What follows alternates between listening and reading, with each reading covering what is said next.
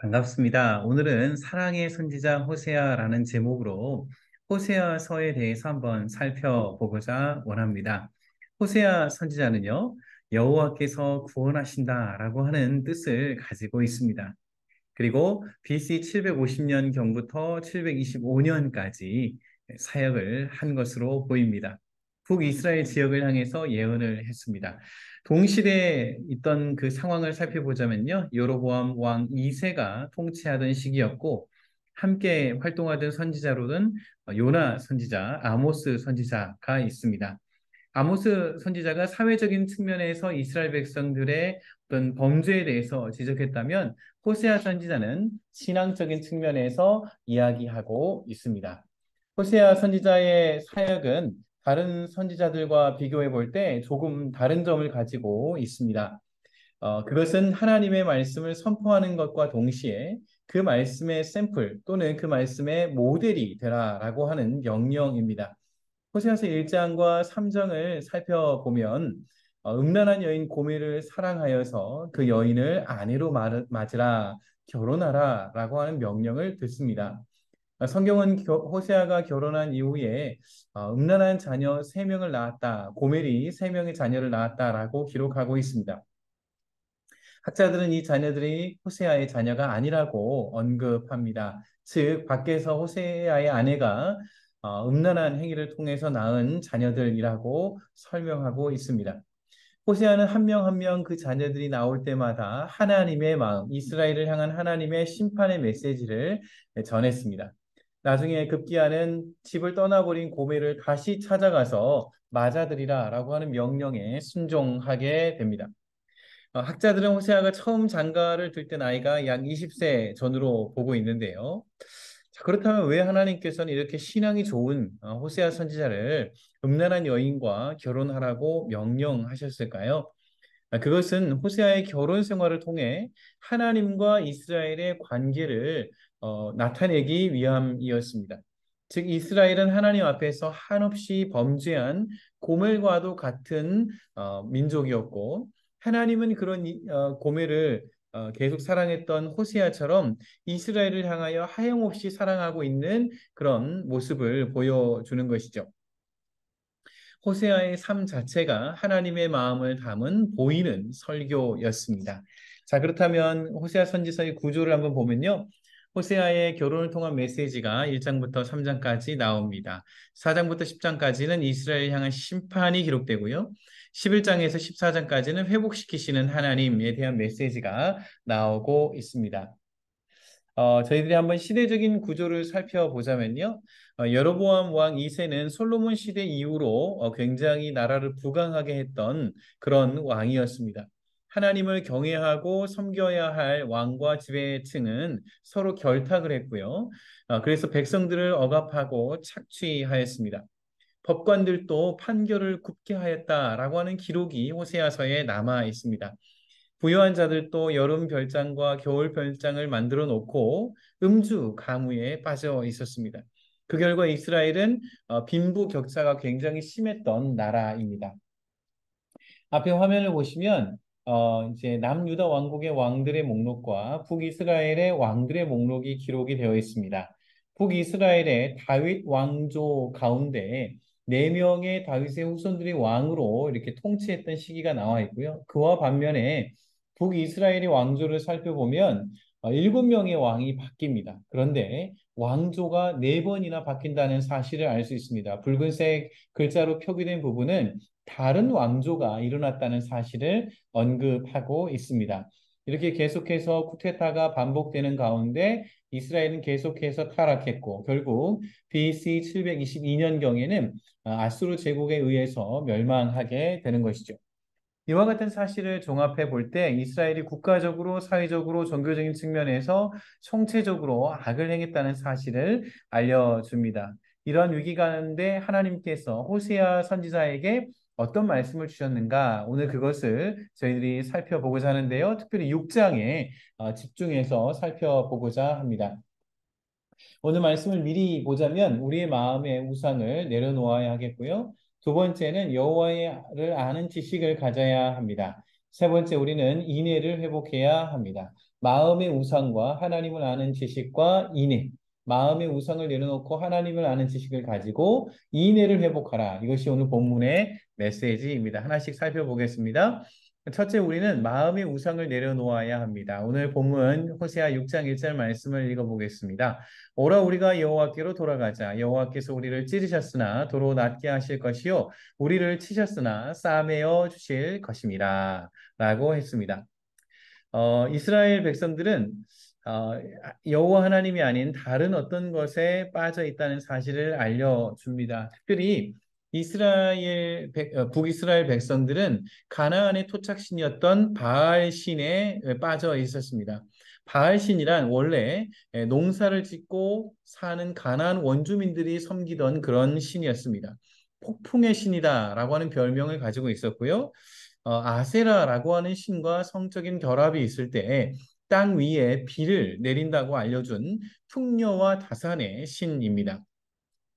그래서 공식적으로 바알 신전에서는 성창, 그러니까 성전의 신전에다가 남자 또는 여자 창기들을 두었고요. 그와 같은 그 결합을 통해서 어, 바알 신과 아세라 신을 자극했다. 그런 기록이 남아 있습니다. 이에 대해 호세아 선지자는 그 모든 우상들을 내려놓고 오직 여호와 하나님께 돌아오라 그렇게 외치고 있습니다. 그런데 여러분 호세아서를 잘 살펴보면요. 북이스라엘 백성들이 그저 하나님을 버려버린 것이 아니고요. 하나님을 섬기기는 섬겼습니다. 그런데 하나님도 섬기고 바알신도 섬기고 했던 것이죠. 왜냐하면 바알신을 섬길 때 풍요와 다산을 얻을 수 있다고 믿었기 때문입니다. 즉 마음속에 그들의 마음속에 풍요와 다산 그리고 이런 성적인 문화들이 우상으로 자리 잡고 있었습니다.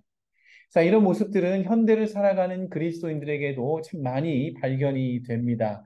우리는 주일에 나와서 예배를 드리지요. 헌금도 드리고요. 기도합니다. 그리고 여러 가지 봉사의 일을 감당하기도 합니다. 이렇게 열심히 주일을 섬기고 교회를 섬김에도 불구하고 우리 한편의 마음에 하나님보다 더 중요한 것이 있다는 것을 깨달을 때가 있습니다.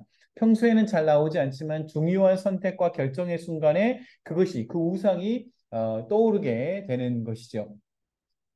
말씀의 원리에 따라 선택하는 것이 아니라 나의 명예를 위하여서 나의 경제적인 유익을 위하여서 선택하거나 자녀들을 위해서도 과도한 욕심을 내거나 또 내가 중요하게 생각하는 나의 기준에 따라서 선택할 때가 있더라 하는 것입니다. 그러나 오늘 본문은 그 모든 것을 내려놓고 오직 여호와 하나님을 향하여 나아오고 또 하나님의 말씀에 따라 나아갈 것을 이야기하고 있습니다.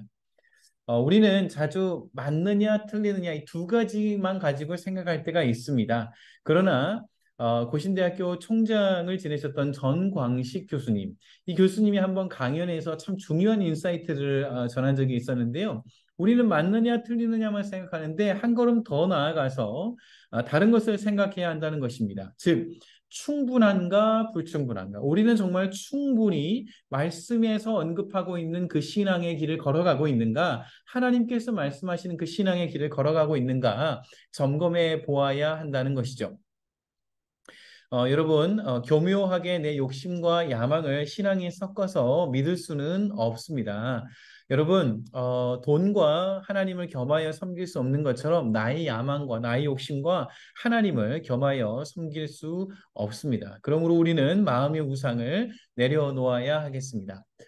저는 달라스에서 유학 생활을 했습니다. 그때 한 교회를 섬겼는데요. 그 교회에 김동호 목사님, 한국 교회에서는 참 유명한 분이시죠. 의미 깊은 목회의 흔적을 남기신 분입니다. 그 교회에 오셔서 일주일 동안 집회를 하셨습니다. 그 이제 집회를 마치고 숙소로 돌아가는 길에 제가 차로 모셔다 드렸습니다.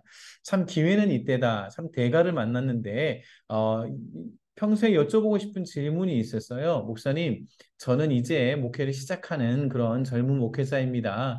목사님은 이제 훌륭하게 목회를 마치셨는데요. 그런 저에게 정말 건네주고 싶은 좋은 조언이 있다면 부탁드립니다. 라고 했을 때 김동호 목사님께서 언급했던 내용이 있습니다. 젊었을 때는 몰랐는데 우리가 내 야망을 하나님의 뜻으로 생각하고 행할 때가 많이 있어요. 내 야망을 잘 내려놓고 하나님의 뜻을 따라서 선택하는 것이 중요합니다. 그렇게 권해 주었습니다. 성도 여러분, 우리의 마음을 한번 잘 살펴보십시오. 오늘 호세아 선지자는 하나님께로 돌아오라, 하나님께 나아오라, 마음의 우상을 내려놓고 하나님께 돌아오라 권면하고 있습니다. 저희들도 우리 마음에 있는 그 다른 어떤 우상, 하나님보다 높여져 있는 그 내용들을, 욕심들을, 나의 욕망들을, 나의 우선순위들을 내려놓고 하나님 앞에 나아가야 하겠습니다. 충분히 하나님께서 말씀하시는 것을 따라 충분히 하나님께로 돌아가야 하겠습니다. 자, 두 번째 내용을 한번 살펴보겠습니다. 우리는 여호와를 아는 지식을 가져야 하겠습니다. 우리 말씀 6장 6절을 함께 읽어보시겠습니다. 나는 인애를 원하고 제사를 원하지 아니하며 번제보다 하나님을 아는 것을 원하노라 했습니다. 하나님은 호세아 선지자를 통해서 여호와 하나님을 아는 것을 원하신다라고 말씀하셨습니다. 여기서 여호와를 안다라고 하는 이 단어는 성경 원어로 히브리어로 야다라고 하는 단어입니다. 이 동사는 지식적인 알을 넘어서서 관계적인 알, 인격적인 알, 경험적인 알을 의미합니다. 친밀한 관계를 의미하는 것이죠. 이렇게 이스라엘 백성들이 지식적으로만 하나님을 알고 형식적으로 제사만 드리는 것이 아니라 그 가운데 하나님의 마음, 율법 가운데 두신 그 하나님 사랑과 이웃 사랑의 마음을 심어 놓으셨는데 그 마음을 알기를 원했던 것이죠. 그래서 하나님을 사랑하며 하나님과 동행하는 삶을 원했던 것입니다. 우리는 하나님을 인격적으로 안다라고 하는 이 표현을 아브라함의 이야기를 통해서 알 수 있습니다. 제가 아브라함의 이야기를 잠깐 해드리겠습니다. 창세기 22장을 보면요. 하나님께서 갑자기 아브라함에게 사랑하는 아들 이삭을 바치라 그렇게 명령하셨습니다. 이 명령대로 아브라함은 일찍 나귀의 안장을 올려놓고 또 땔감을 가지고 그리고 불을 가지고 모리아라고 하는 산으로 이동했습니다. 저희들이 아는 대로 실제로 제단을 쌓고 이삭을 바치려고까지 했죠. 여러분 부모님의 마음들이 그렇지 않습니까? 아프면 차라리 내가 아프고 죽으면 내가 죽었지 어떻게 자녀가 아프고 자녀가 죽는 모습을 눈앞에서 볼 수 있겠습니까? 그런데 아브라함은 하나님께서 이삭을 바치라고 하는 이 명령에 그대로 순종했습니다. 어떻게 아브라함은 이렇게 정말 주저함 없이 순종할 수 있었을까요? 그것은 아브라함이 하나님을 아는 지식을 가지고 있었기 때문입니다. 한번 설명을 드려보겠습니다. 창세기 12장 1절부터 7절까지 보면 하나님께서 아브라함에게 내가 너에게 자손을 줄 것이다. 그렇게 약속해 주셨습니다. 그때 아브라함의 나이가 75세였지요. 그로부터 약 11년이 지난 후에 창세기 15장에서는 하나님께서 아브라함아 밖으로 나와 보거라 하늘의 새를 보거라 하늘의 별을 보거라 그러면 셀 수 없는 그런 별들이 있을 텐데 내 자손이 이와 같이 많으리라 바다의 모래와 같이 많으리라 그렇게 말씀해 주셨습니다. 그래서 결국 창세기 17장에 이제 하나님께서는 아브라함의 이름을 아브라함 열국의 아버지라고 하는 의미로 바꿔 주셨습니다. 창세기 20장에서 그렇게 태어난 아이가 이삭이었던 것이죠. 그러니까 아브라함은 75세의 부름을 받은 이후로 지금 이 명령을 듣기까지 이삭의 나이를 한 20세로 고려했을 때요. 약 25년, 40년 또는 50년 정도 이렇게 하나님과 동행했다는 사실을 알게 됩니다. 하나님을 경험하고 하나님의 마음을 알고 하나님의 뜻을 아는 그런 지식을 가지고 있었다는 것이죠. 그래서 하나님께서 지금 이삭을 바치라라고 명령했을 때 하나님이 뭔가 뜻이 있으시겠구나라고 이해했을 가능성이 높습니다. 두말하지 않고 그 다음날 일어나서 이삭을 데리고 하나님의 말씀에 순종했던 것입니다. 그 결과 아브라함은 믿음의 조상이 되었고 나중에 신약 시대에는 이 아브라함의 믿음이 언급되면서 정말 우리 의롭게 되는 그 믿음을 얻는 그 믿음에 대해서 설명하는 예화로 근거로 사용이 되었습니다. 성도 여러분, 하나님을 아는 것은 무엇이지요? 그것은 아브라함과 같이 하나님과 동행하면서 하나님을 경험하고 하나님을 인격적으로 안다는 것을 의미합니다. 야곱의 하나님, 이스라엘의 하나님 또는 뭐 아브라함의 하나님, 이삭의 하나님 그렇게 다른 사람의 하나님을 아는 것이 아니라 바로 나의 하나님을 경험한다는 것을 의미합니다. 우리가 신앙의 연차수가 높아지고 직분자가 된다는 것은 바로 이 모습인 것이죠. 그렇게 하나님은 성경에 기록되어 있는 하나님이시지만 나와 함께 하시는 하나님, 나를 도와주신 하나님, 그 생생한 경험들을 가지시고 또 자녀들에게, 이웃들에게 나누시는 그런 저와 여러분들 되시기를 바랍니다. 그런데 네, 이런 명령을 해주셨죠? 네, 어떻게 하나님을 아는 방법이 있을까요? 웨스트민스터 컨페션 소교류 문답 88문을 보면요, 이렇게 기록이 되어 있습니다. 그리스도가 우리에게 구속의 혜택을 전달하시는 외적 방편은 무엇입니까? 특별히 말씀과 성례와 기도이며 이렇게 기록이 되어 있습니다. 즉 하나님께서 우리에게 구원을 해주시는 그런 하나님의 방편, 하나님의 방법은 무엇입니까? 말씀과 성례와 기도라는 것이죠. 이 방법을 통해서 저희들은 하나님의 구원을 확실히 참여하고 알게 되는 것이죠. 하나님을 경험하게 되는 것이고 하나님을 깨닫게 되는 것이고 하나님과의 인격적인 관계를 맺게 되는 것입니다. 성도 여러분 매일매일 말씀을 통해서 하나님과 동행하시기 바랍니다. 또 세례와 성찬을 잘 준비해서 은혜를 누리시기를 바라고요. 기도의 자리에서 나에게 응답하시는 그 하나님을 경험하시기를 바랍니다. 그래서 신앙의 연수가 늘어간다는 것은 하나님과의 추억이 많아진다는 것을 의미합니다. 하나님을 경험했던 그 경험이 내 삶에 남아있다는 것을 의미합니다. 그래서 그렇게 많은 하나님을 경험했던 그 은혜의 감격들을 우리 다음 세대 자녀들에게 나눠주실 수 있기를 바랍니다. 셋째로 우리는 인애를 회복해야 합니다. 호세아서 6장 6절입니다. 함께 읽으시겠습니다. 나는 인애를 원하고 제사를 원하지 아니하며 번제보다 하나님 아는 것을 원하노라. 여러분 호세아는 하나님께서 무엇을 원하시는지를 기록을 했습니다. 그것은 하나님께서 인애를 원하신다는 것이죠. 여기 인애라고 하는 이 단어는요, 성경 원어로 헤세드라고 하는 단어입니다. 구약 성경에 18번 사용이 됐고요. 그 뜻은 하나님의 조건 없는 사랑, 무조건적인 사랑을 의미합니다.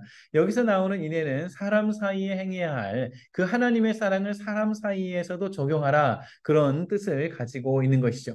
다른 단어로 바꿔 말한다면 자비함, 친절함, 긍휼함 등으로 의미한다고 할 수 있겠습니다. 그 이후에 사실 구절들을 살펴보면요. 오늘 저희들이 읽지는 않았지만 7절 호세아 6장 7절, 8절, 9절에 보면 어, 하나님께서 이스라엘 백성들에게 그들이 죄악을 저질렀던 부분에 대해서 지적하는 부분이 나옵니다. 여기서 이제 그들은 아담처럼 언약을 어기고 거기서 나를 반역하였느니라 라고 했습니다. 여기 나오는 아담은요, 사람의 이름을 뜻하는 것이 아니고 지명의 이름을 뜻할 가능성이 높습니다. 왜 그런 거 아닐까요?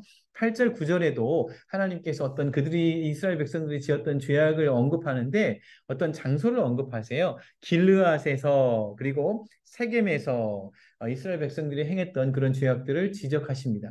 그런데 이 세 지역 아담과 길르앗과 세겜은 이렇게 연결되어 있는 도로고요. 그리고 하나님의 언약이 주어졌던 그런 역사적인 배경을 가지고 있습니다. 지금 이제 영상으로 다 구체적으로 살펴볼 수는 없지만 여호수아서에 보면 바로 이 세 지역에서 하나님께서 말씀을 주시고 언약을 주셨다는 기록을 저희들이 알 수 있는 것이죠. 그래서 그들에게 이렇게 죄악을 짓지 말고 악을 행하지 말고 친절함과 따뜻함과 사랑함과 관용을 베풀라 그렇게 언급하고 있는 것입니다. 자, 그렇다면 이제 신약 성경에 와서는요. 하나님께서 예수님께서 이 구절을 호세아 6장 6절을 언급하셨습니다. 마태복음 9장 13절에 보니까요. 너희는 가서 내가 긍휼을 원하고 제사를 원하지 아니하노라 하신 뜻이 무엇인지 배우라. 나는 의인을 부르러 온 것이 아니요 죄인을 부르러 왔노라. 그렇게 언급하셨어요.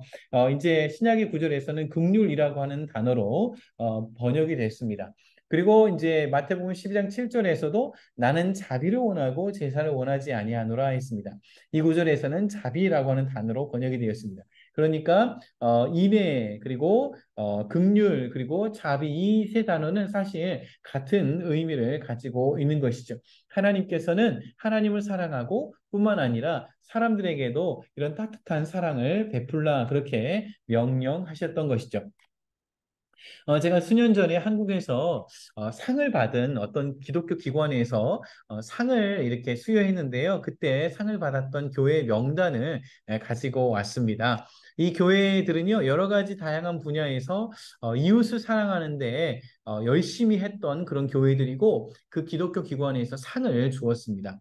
뭐 예를 들자면 노인 복지, 밑반찬 봉사, 미용 봉사, 무료급식, 공부방 운영, 주야간 보호소 운영, 호스피스 운영, 외국인 복지, 미술 치료, 반찬 배달, 목회 간호, 장학금 지급 등에서 여러 가지 사회 다양한 부분에서 이웃을 향한 사랑을 실천하고 있었던 것이죠. 이 교회들 중에는 저희들이 섬기는 교회보다 큰 교회도 있고 작은 교회도 아주 많이 있습니다. 크든지 작든지 간에 하나님의 명령을 따라서 이렇게 서로 사랑하라 하는 명령에 순종했던 것입니다. 어떻게 지역사회를 섬길 수 있을까요? 워싱턴 지역에서 저희들은 이와 같은 데이터들을 통해서 이웃을 섬길 수 있습니다. 제가 이 지역에 이제 공무원으로 일하시는 분에게 한번 문의를 했는데요. 우리 지역에 여러 가지 도움이 필요한 이웃들이 있다고 합니다. 예를 들면 이제 VOA라고 하는 기관이 있는데요.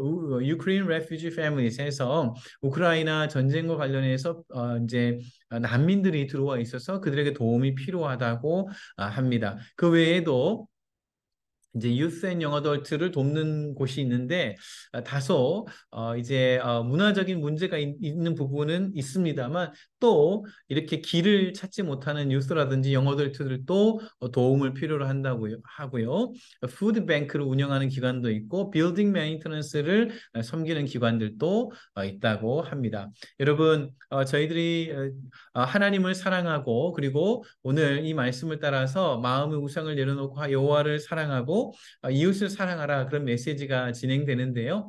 오늘 이 세 가지 포인트, 마음의 우상을 내려놓고 여호와를 아는 지식을 가지고 그 인애를 서로 나눠주고 사랑하는 데 쓰임 받는 저와 여러분 되시기를 바랍니다. 저는 이렇게 오늘 말씀을 마치도록 하겠습니다. 오늘 말씀 다시 한번 리뷰해 보시고요.